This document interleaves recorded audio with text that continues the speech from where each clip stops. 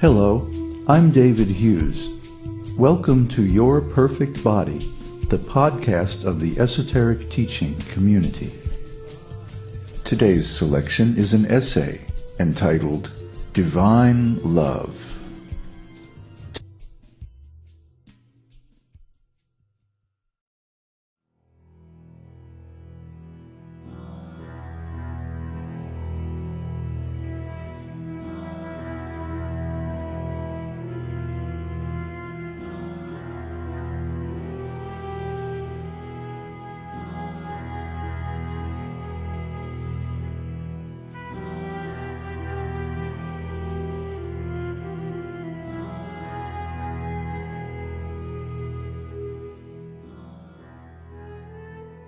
Love.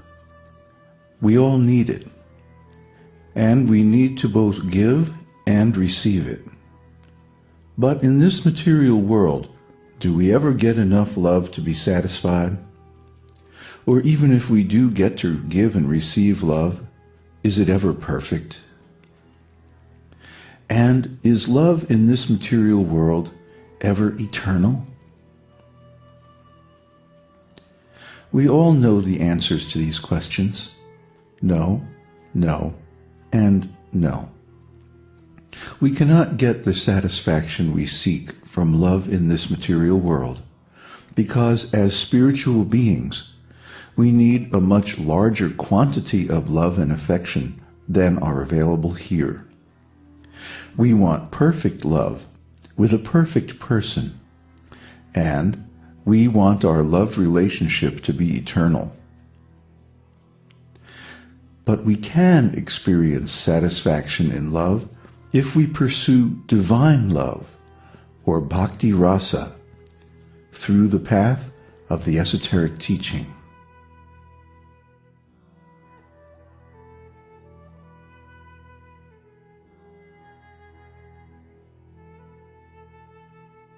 Every day, I am amazed by the beauty and overwhelmed by the magnitude of the unconditional love of Krishna for his devotees.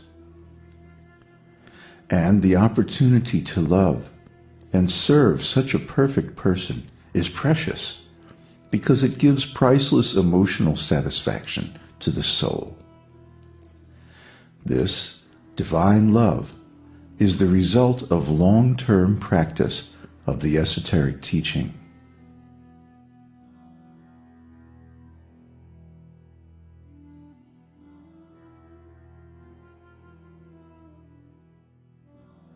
During the past few days and weeks, we have been going over the beginning shlokas of the second chapter of Bhagavad-gītā with a fine-toothed comb. We have discussed one point in particular until I'm sure you're tired of hearing about it: the eternal individuality of the soul. But we have to master the basics of the esoteric teaching before we can understand the advanced topics. So far, we've been concentrating on the theory of the esoteric teaching, and maybe it's been a little bit dry. Well, today we're going to discuss the application.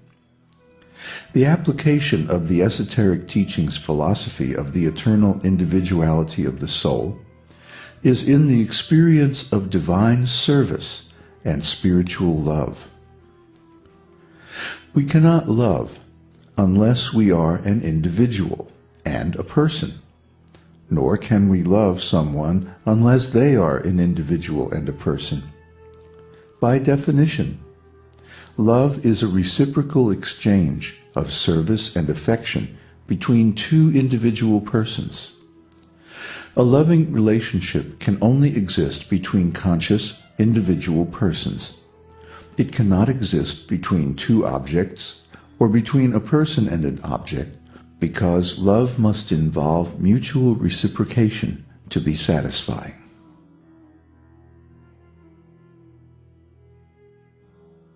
When we speak of divine love and spiritual service, this means an eternal, spiritual, reciprocal, loving relationship between two persons.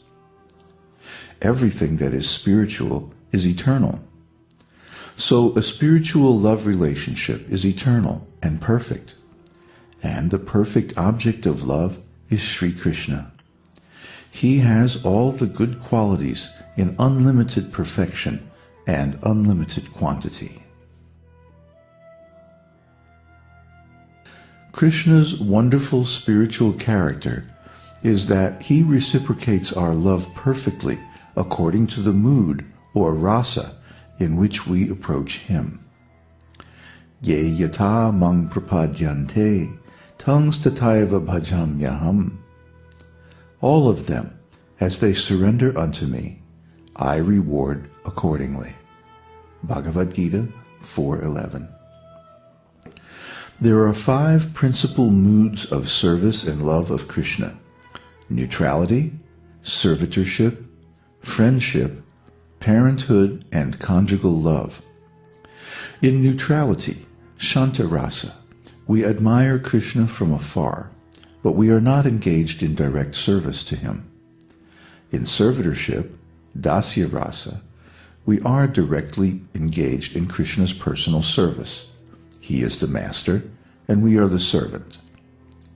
In friendship, Shakya Rasa, our service becomes more intimate, and we are on an equal level with the Lord.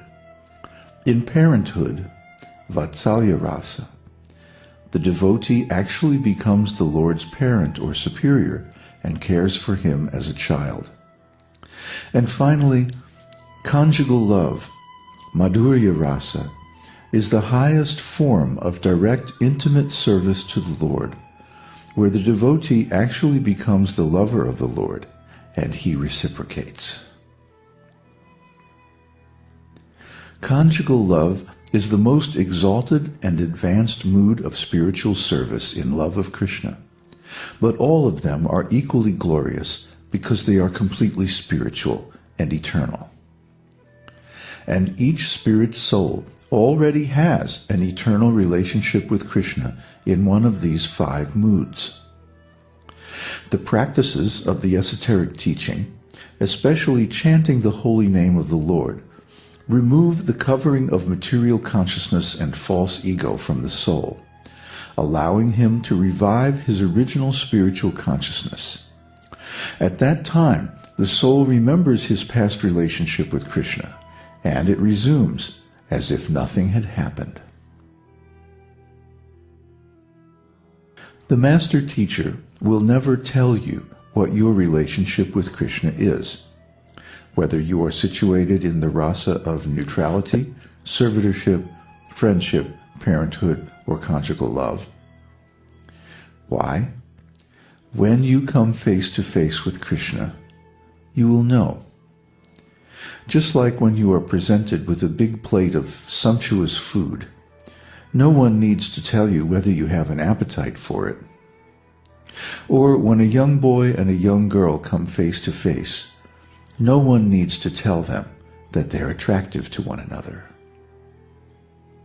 They just spontaneously know. Similarly, when you become self-realized, you will spontaneously know what your relationship with Krishna is.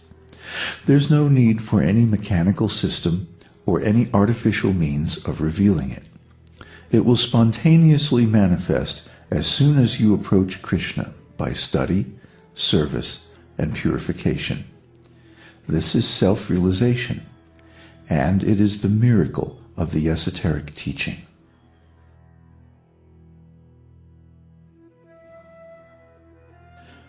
The stage of perfection is called trance, or samadhi, when one's mind is completely restrained from material mental activities by practice of yoga.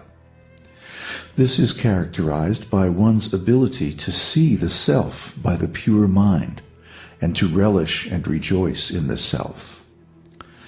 In that joyous state, one is situated in boundless transcendental happiness and enjoys himself through transcendental senses. Established thus, one never departs from the truth, and upon gaining this, he thinks there is no greater gain. Being situated in such a position, one is never shaken, even in the midst of greatest difficulty. This, indeed, is actual freedom from all miseries arising from material contact. Bhagavad-gītā 6:20-23. The